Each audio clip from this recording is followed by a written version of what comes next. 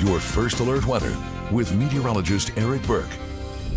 All right, 6:45. Not a bad start to our day, and Eric Burke saying that today is going to be a good one. So get out and enjoy if you're able to. Yeah, I'm excited to clock out for the day. What time is it? I'm ready to hit the pool. You know, you're closer than you were 2.5 hours ago. Very true. Hey, how's that for your Friday optimism, or Wednesday optimism for that matter? But yeah, pick of the week is today. Yesterday was a fantastic day too. Yesterday's high was 88 in Huntsville. We hit 89 in the Shoals.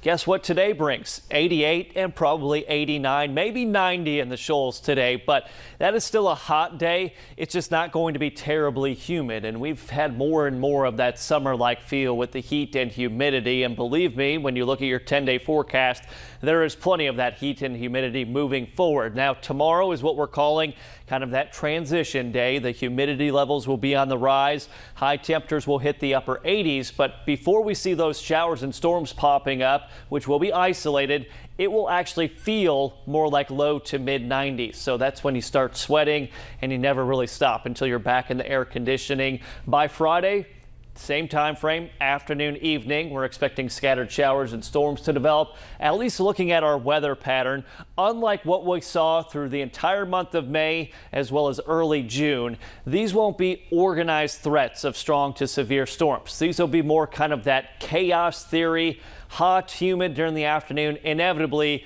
one of those clouds is going to produce a thunderstorm. That's more what we're looking at versus big swaths or complexes of storms coming in.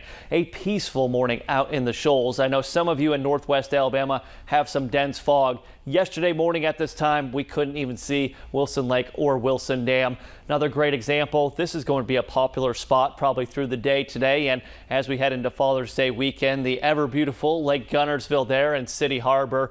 Visibility improving, at least in northwest Alabama. Middle Tennessee, you had some fog too, but it's not as widespread and dense as what it was for your Tuesday morning commute. So that's good news. We'll just give it a 5 out of 10. I think yesterday was an 8 or a 9 as far as impacts based on that fog. Some of you actually starting off in the upper 50s here this morning.